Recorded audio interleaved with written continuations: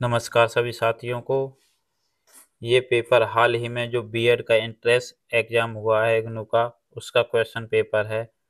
बहुत ही मुश्किलों के बाद ये क्वेश्चन पेपर मैं अरेंज कर पाया हूँ। लगभग सारे प्रश्न इसमें अरेंज कर लिए गए हैं, फिर भी कुछ प्रश्न छूट गए हैं। यदि वो आपके पास हों तो आप उन्हें हमारे टेलीग्राम ग्रुप में सेंड कर देना, हम उनके भी आंसर आपको प्रोवाइड करा देंगे। टेलीग्राम ग्रुप का लिंक आपको डिस्क्रिप्शन में मिल जाएगा।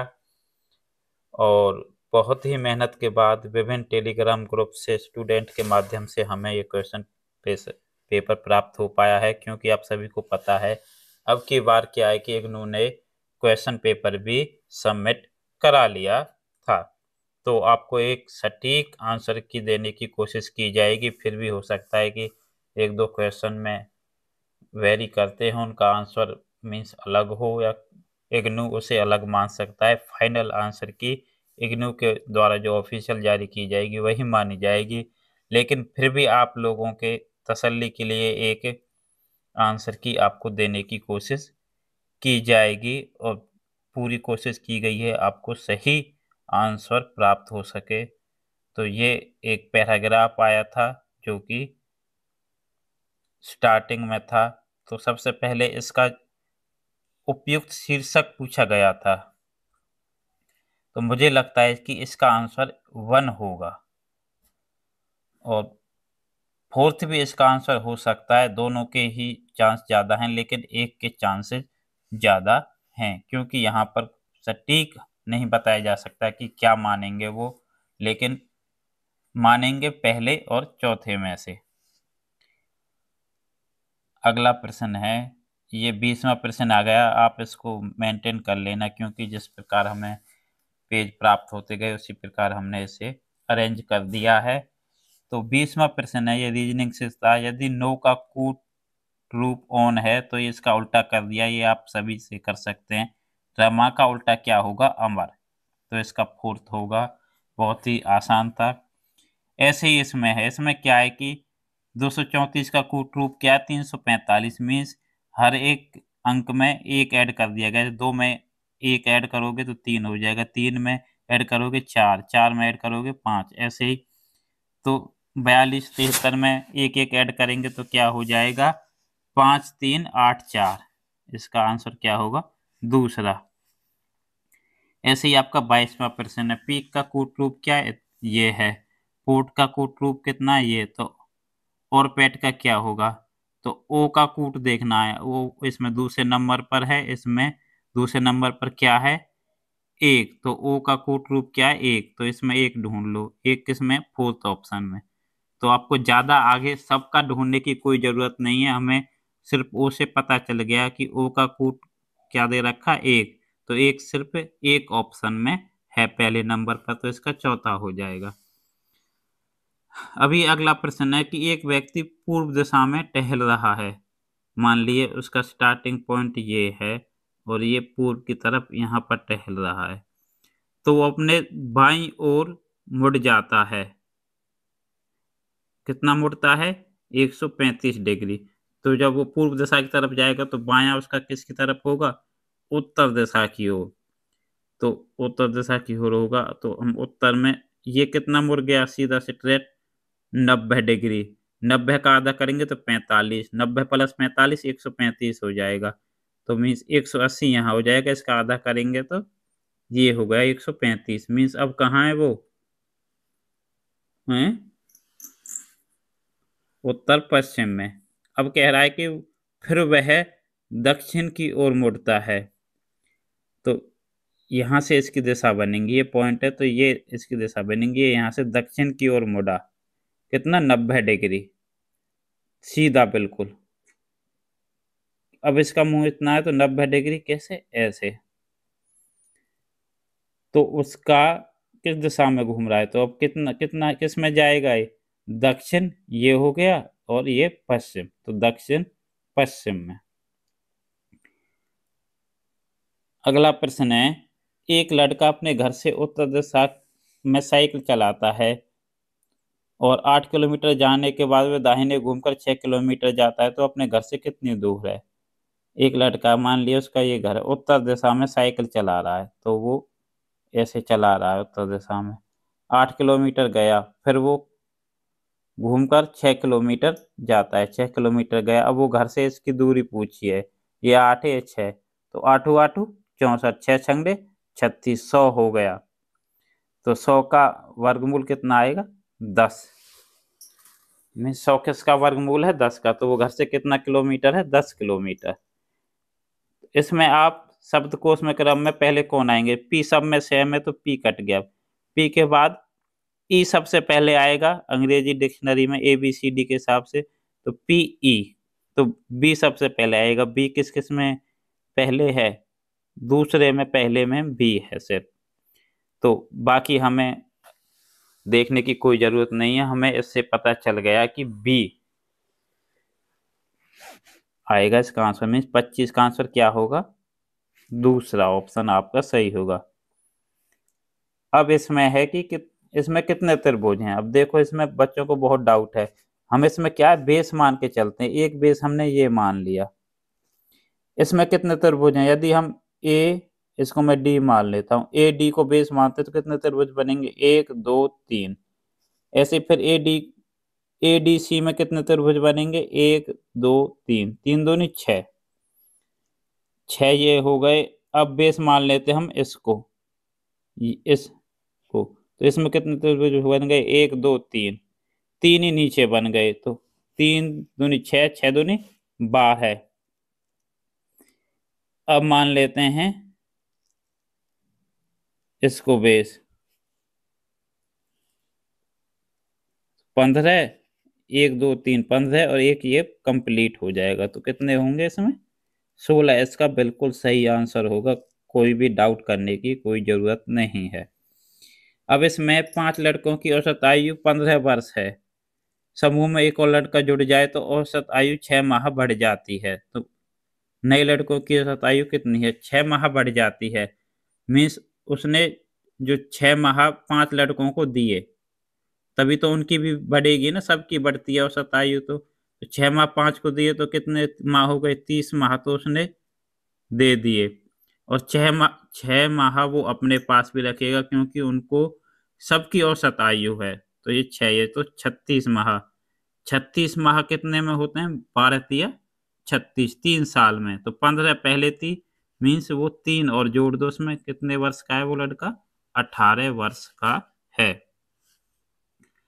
अगला प्रश्न है, 5 पुस्तकें ABCD इस प्रकार रखी हैं, ए डी के नीचे है,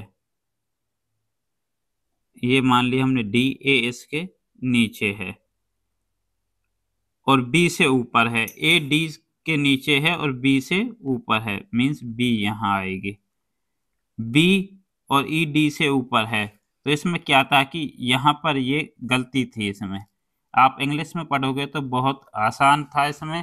तो इसमें पूछा है कि बीच में कौन है? बीच में ए आता है। कौन सा आता है बीच में? ए। ये है, इसमें क्या है क्रम में? ये पूरी संख्या है, फिर इसमें पीछे से 2 गायब कर दिया अगली बार, फिर एक बार आगे से 5 गायब कर दिया, फिर अगली संख्या में फिर क्या? फिर पीछे से गायब करने की बारी आ जाएगी, तो कितना बचेगा? 37 64 ये आ जाएगा। फिर इससे अगली में क्या? फिर आगे से गायब कर दिया, फिर पीछे से गायब कर दिया, एक एक अंक गायब करते जा रहे हैं, एक बार पीछे से, एक बार आगे से, एक बार पीछे से, एक बार आगे से, तो कितना आएगा इसका? पहला आंसर आएगा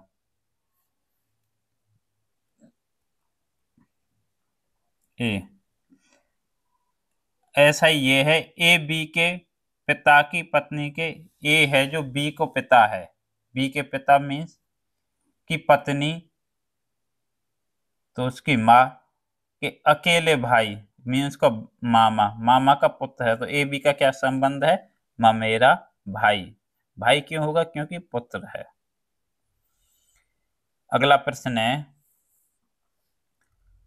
how a teacher should deal with the individual differences in a classroom.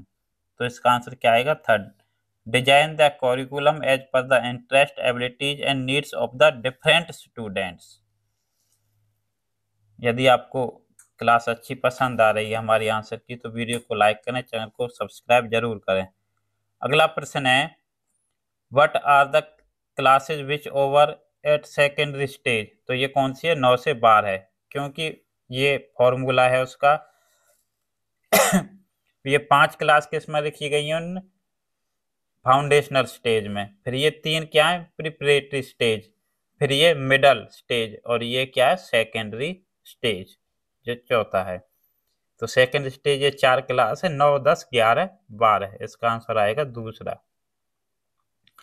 अगला प्रश्न है same subject should not be kept for 2 consecutive periods. Means कोई टाइम टेबल है किसी स्कूल का, तो पहला पीरियड आपका मैथ का है और दूसरा भी मैथ का ही रख दे, ऐसा नहीं करना चाहिए और नहीं कर सकते। मीन्स लगातार 2 पीरियड एक सब्जेक्ट के नहीं हो सकते। ये किस पर? कौन से प्रिंसिपल? Principle of elasticity.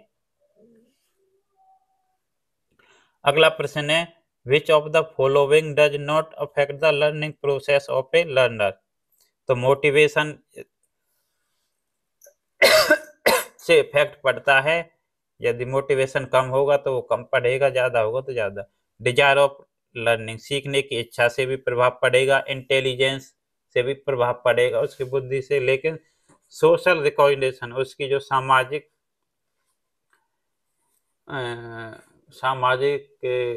जो पहचान है या फिर उसे कह सकते हैं सामाजिक दृढ़ता है, उससे उस पर कोई प्रभाव नहीं पड़ेगा। तो 59 का क्या आएगा? फोर्थ। अगला प्रश्न है group dynamics can only be understood by. तो ये group dynamics can be understood by किसके द्वारा किए जा सकते हैं? तो साइट का आपका आंसर आएगा थर्ड, कोलैबोरेटिव वर्क। सहयोग से जो वर्क किया जाता है उससे ग्रुप डायनेमिक्स। अगला प्रश्न है primary style of the passage is. तो आर्गुमेंटिव मीन्स तार्किक है, क्योंकि शुरू में उसने चिंता की बात की है। जहाँ चिंतन आ जाए वहां क्या होगा? तर्क होगा।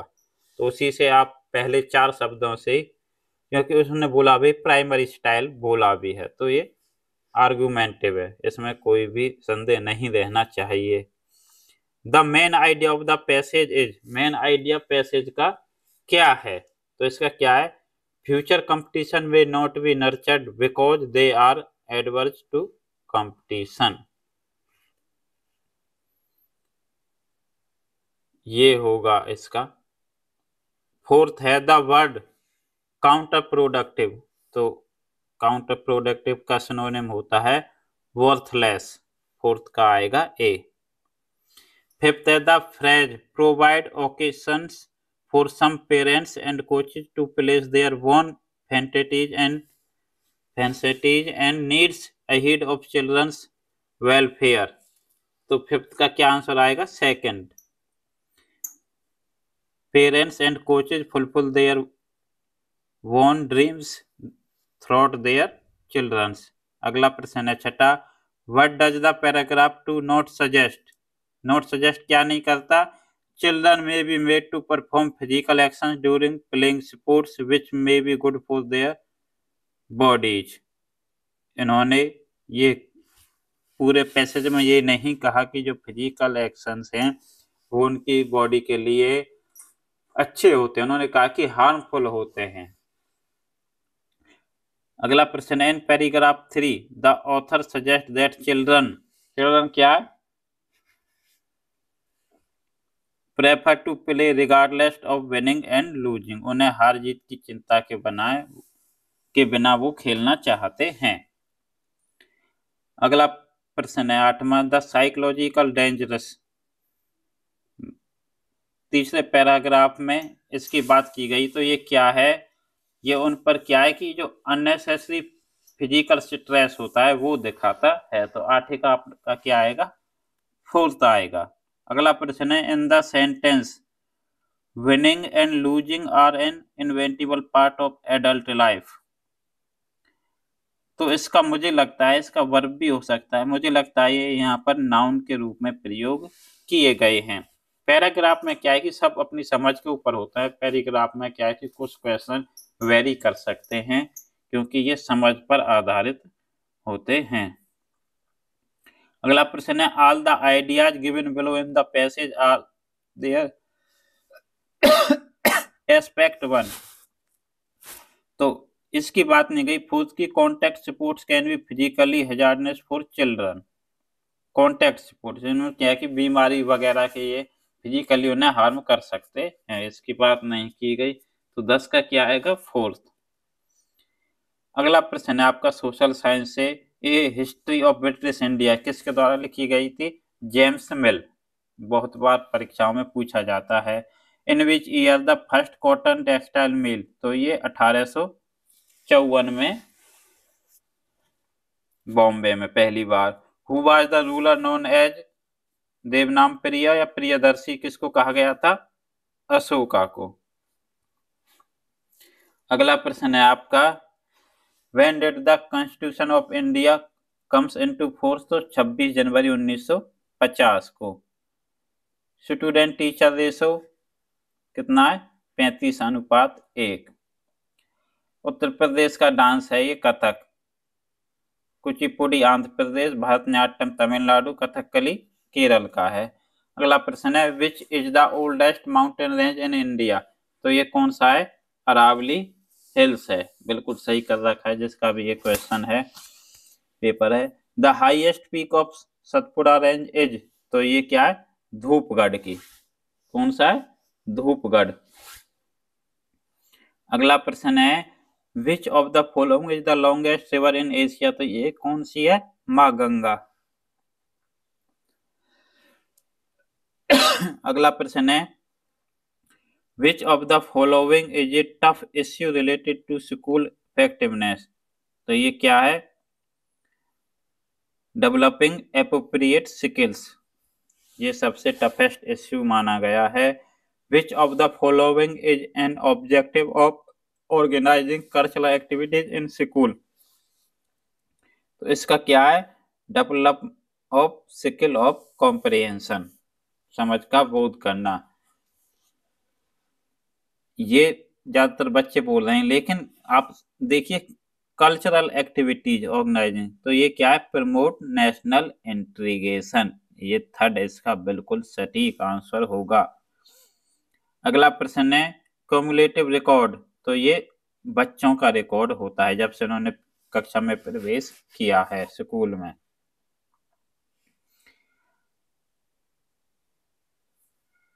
अगला प्रश्न है, which of the following is not related to professional development of teachers?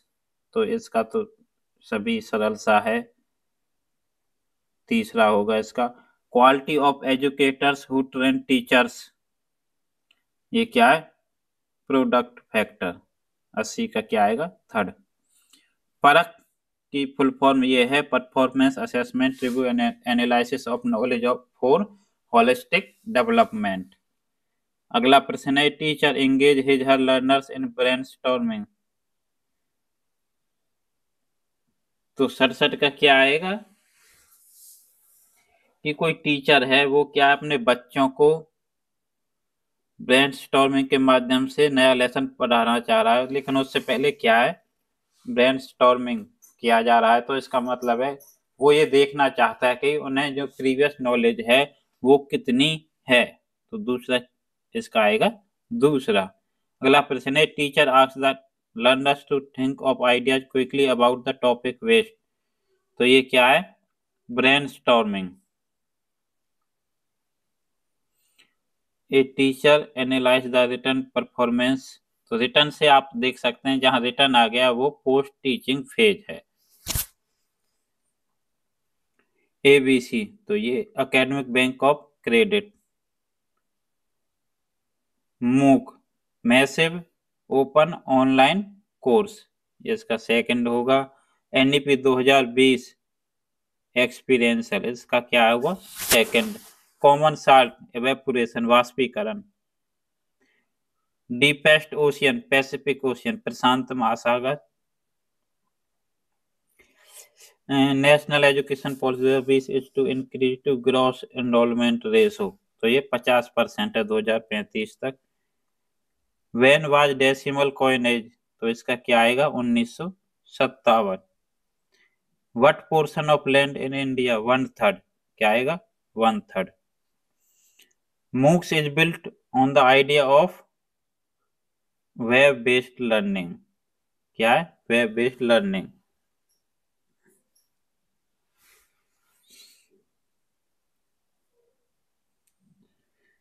अगला प्रश्न है, who among the following is not associated with medicine? एक सेकंड रुको, इसका ना ये फोर्थ भी हो सकता है, मुझे इन दोनों पे डाउट है। वेब बेस्ड लर्निंग और भी हो सकती है, लेकिन मूक्स क्या है कि इसमें क्या है, आप एक दूसरे से बात कर सकते हो, बोल सकते हो, अपने दोस्तों से सहयोग कर सकते हो। तो कोऑपरेटिव की जगह मुझे लगता है पीयर लर्निंग सही होगा, क्योंकि कोऑपरेटिव होता है 2 या 4 बंदों का समूह हो, कोलैबोरेटिव होता है उससे ज्यादा का हो। तो यहाँ कोलैबोरेटिव तो है नहीं, तो पीयर या ग्रुप लर्निंग भी हो सकता है। तो इसका देखते हैं क्या इग्नू के द्वारा दिया जाता है। Who among the following is not associated with medicine in? तो ये भास्कराचार्य होगा, बाकी सब ये मेडिसिन से संबंधित हैं। अगला प्रश्न है, uplift of the backward classes? तो इसका सत्य शोधक समाज है, सीधा सीधा, ज्यादा पढ़ने की कोई जरूरत नहीं है। Not affected by the revolt of 1857? तो ये चित्तौड़ है। अगला प्रश्न है, which of the following is the oldest? तो मौर्य डायनेस्टी सबसे पुरानी है। मुझे लगता है यही इसका सटीक आंसर है, Maurya. Which article of Indian constitution empowers parliament to make laws for giving effect to international agreement? इसका आएगा 253। The constitution of India borrowed the scheme of Indian federation from?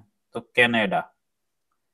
अगला प्रश्न है, हाउ मैनी शेड्यूल्स? तो ये 12। सरकारी आयोग सेंटर एंड स्टेट्स के लिए बनाया गया था, सामंजस्य स्थापित करने के लिए दोनों के सरकारी आयोग।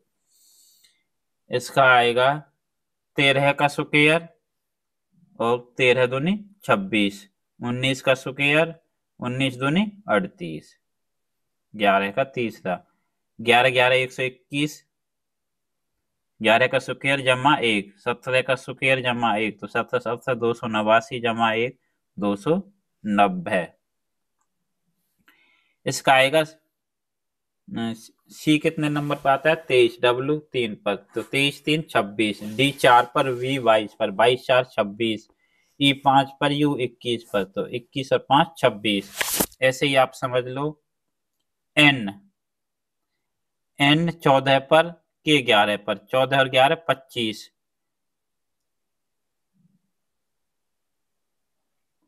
ओ 15 पर, एल 12 पर 27। तो ये तो नहीं आएगा इसका। पी, पी कितने पर आता है? एम एन ओ पी 16 पर, 16 और 11 के, 16 और 11 27, ओ 15 पर, एल 12 पर, 15 और 12 27, एन 14 पर, एम 13 पर, तो 27। तो इन दोनों का 27 हो रहा है, तो इसका क्या आएगा? 13 का फोर्थ आएगा। अगला प्रश्न है 14, ए, एन ए और 14 15, न न न न न न, टी और एक 21, टी कितने पर आता है? 20 पर, ए कितने पर आता है? 1 पर, 21। फिर पीछे से लो, आर 18 पर, सी 21 3 पर, तो 21 हुआ इसका भी जोड़। पी 16 पर, ई 5 पर, 21 हुआ। एन 14 पर, ई और जी 7 पर, तो 21 हुआ। इन सबका जोड़ कितना हुआ? 21। ऐसे ही करो। अब सेकंड ऑप्शन देखो इसका, ये इसका पीछे वाला, इसका अगले वाला, यू 21 पर, बी 2 पर, तो 21 और 2 23। ऐसे ही एस 19 पर, डी 4 पर, 19 4 23, क्यू 17 पर, एफ 6 पर, 17 6 23, ओ 15 पर, एच 8 पर, 15 8 23, तो 14 का आएगा दूसरा। अगला प्रश्न ये है, इसमें ये क्या है कि ये अभाज्य संख्या है। 21 के बाद 37 अभाज्य, 37 के बाद 41, 41 के बाद 43 अभाज्य संख्या है। अगला प्रश्न है 17 9 26, 26 9 35, 35 9 44, 44 9 53, 53 और 9 62। तो इसका 16 का दूसरा। अगला प्रश्न है 17, ए बी सी, सी के बाद क्या आएगा डी, डी सब में है तो यहाँ से सॉल्यूशन नहीं होगा। फिर ये क्या है आई, आई के बाद क्या आएगा यहाँ जे के एल एम, तो डी जे, डी जे किस किस में है, डीजे सिर्फ एक में है तो डीजे बच गया एक पर। ऐसे ही अगला प्रश्न है ए बी सी, फिर डी आएगा फिर ए, तो डी भी सब में है, फिर यहां से आई जे डी जे के एल एम, डी जे किस में है, इसमें है, डी जे इसमें है, तो ये दोनों कट गए। तीन ये दोनों कट चुके हैं, ये दोनों हैं। फिर उसके बाद क्या है V W X Y Z, तो वी के बाद डब्ल्यू, डी जे डब्ल्यू आएगा, तो फोर्थ इसका सही आंसर होगा डी जे डब्ल्यू।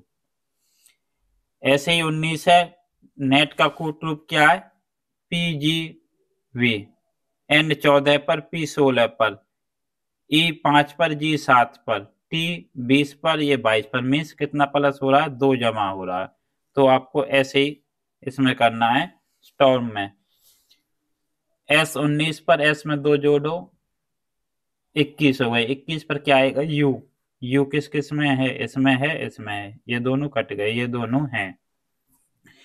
टी कितने पर, 20 पर, 2 जोड़ो, 20 और 2 22, 22 पर क्या आएगा वी, यू वी, तो यू वी सिर्फ इसमें है, इसमें एक्स है, तो ये कट गया, तो ये कितना बचा 2, 19 का दूसरा। तो ये मैंने करा दिया था, तार तक बताया था अभी जब सबसे पहले, फिर ये हिंदी में आ गया है तो इसको दोबारा से करने की जरूरत नहीं है, उसी पैराग्राफ का ये हिंदी अनुवाद है। अगला प्रश्न है which of the following activities is an example of concrete experience, तो ये फील्ड विजिट होगा कंक्रीट एक्सपीरियंस के लिए।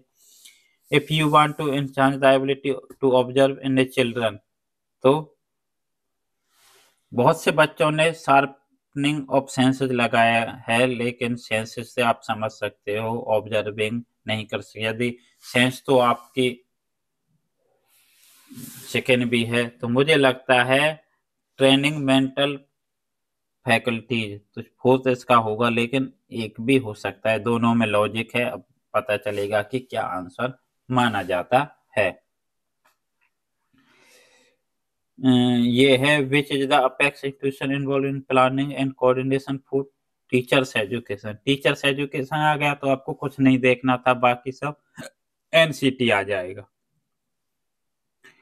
अगला प्रश्न है cognitive development emotional and physical, तो ये प्ले वे मेथड आएगा, होलिस्टिक विधि बिल्कुल भी नहीं आएगी, क्योंकि यदि सिर्फ कॉग्निटिव डेवलपमेंट की बात होती तो होलिस्टिक कर सकते, यदि थोड़ा बहुत इमोशनल भी होता तो भी होलिस्टिक कर देते, लेकिन फिजिकल भी है तो ये क्या आएगा प्ले वे मेथड।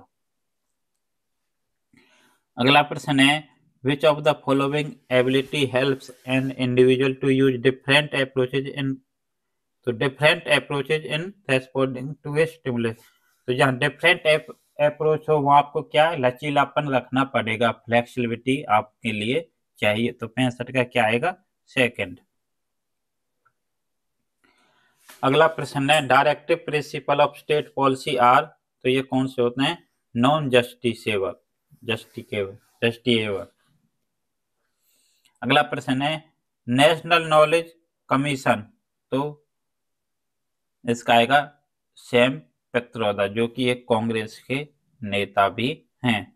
अगला प्रश्न है द इंडियन इंडिपेंडेंस लीग, तो ये Ras Behari Bose. Mahatma Gandhi got his inspiration from civil disobedience movement, तो ये Tolstoy. When was ABC scheme, तो ये 2021। Academic bank of credit. The variety of coffee, तो अरेबिका, ये प्रश्न में बहुत बार पूछा जाता है। Which mountain has the oldest rocks in India? तो ये क्या है? Shivalik. Himalayan mountain system belongs to which one of the following? तो ये fold mountains. Which of the following is the longest dam in India? तो ये हीराकुंड बांध है। बिल्कुल सही है, जिनका भी ये क्वेश्चन पेपर है। Who is the chairperson of NITI Aayog? तो ये हमेशा प्राइम मिनिस्टर होते हैं। Which is not an Angénieux rock? तो ये कौन सा है? हेलाइट। हेलाइट किस प्रकार का रॉक है? ये सेडिमेंट्री रॉक है। अगला प्रश्न है, in the mixed economy, mixed economy में क्या होता है? Economy decisions are made by the private sector and free market, या फिर economic problems are solve by the government and private sector. तो 133 का क्या आएगा? फोर्थ आपका बिल्कुल सही रहेगा। अगला प्रश्न है, इन consumption of additional units of good if the certification level decrease such situation, ऐसी सिचुएशन क्या कही जाती है? ये इन्होंने पूछा है, तो इसे क्या कहते हैं? Diminishing marginal utility. ये इसका बिल्कुल सही आंसर होगा। अगला प्रश्न है, the best quantitative method to control inflation in the economy. तो ये क्या होता है? ये मॉरल सुसेशन होता है। तो इसका क्या आएगा? ए।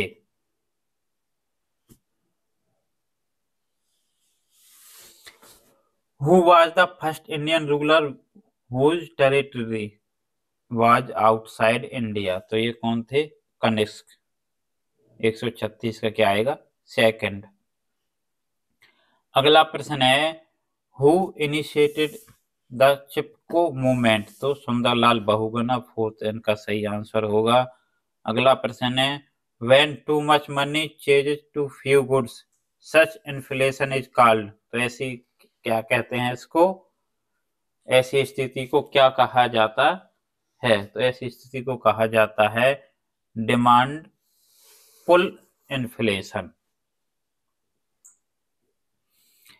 इन which year was Indian citizenship act pass? तो ये कब पास किया गया था? तो 1955 इसका आंसर आएगा।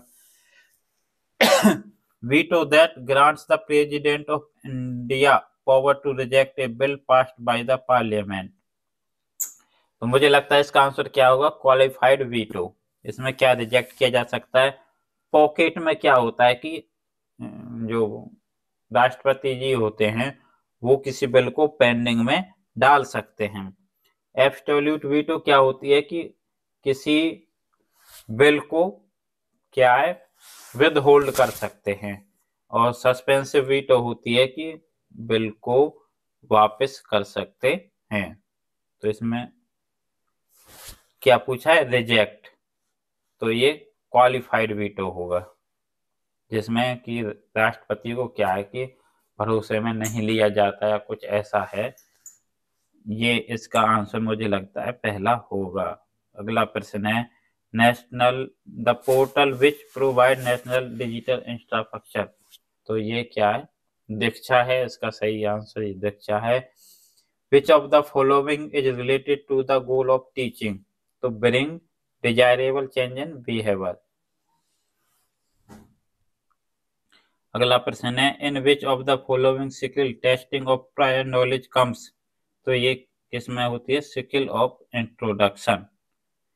73 का पहला। 74, teaching is miniature when it is scaled down in size of the class time and tasks which focus on a specific teaching skill is known as। तो ये क्या है? इसमें माइक्रो टीचिंग आएगा। Which of the following theories focus on acquisition of new behaviors and experience by observing others in the immediate environment? तो ये क्या है? सोशल लर्निंग थ्योरी है। साफ साफ इसमें स्पष्ट दिखाई दे रहा है, सोशल लर्निंग थ्योरी। अगला प्रश्न है, फिर से रीजनिंग आ गई। 169, ये तो मैंने करा दिया आपको, दोबारा से ये पेज रिपीट हो गया, सॉरी इसके लिए। ये फिर से पैराग्राफ है, फिर से यही आ गया। इसका या तो पहला होगा या फोर्थ होगा। तो मुझे इतने ही पेजेस प्राप्त हो चुके हैं, तो मैंने उनका आपको जितना मुझसे सटीक देने की कोशिश की गई, आपको आंसर देने की कोशिश की है। आंसर्स में अपनी अपनी समझ होती है, कुछ प्रश्न ऐसे हैं समझ के आधार पर हैं, तो आपकी या फिर इग्नू की समझ मुझसे अलग हो सकती है, तो कुछ के क्वेश्चन गलत भी हो सकते हैं, या कुछ जो याद करने के भी हैं वो भी कई बार दिमाग से निकल जाते हैं, तो हो सकता है 2-4 प्रश्न गलत हों। उसके लिए मैं क्षमा चाहता हूँ। यदि आपके पास इसके और भी पेजेज हैं तो आप हमारे टेलीग्राम ग्रुप में अवश्य भेजें, उनका भी हम आपको सॉल्यूशन देने की कोशिश करेंगे। यदि आपने वीडियो को यहाँ तक देखा है तो वीडियो को अवश्य लाइक करें, चैनल को सब्सक्राइब करना ना भूलें। धन्यवाद।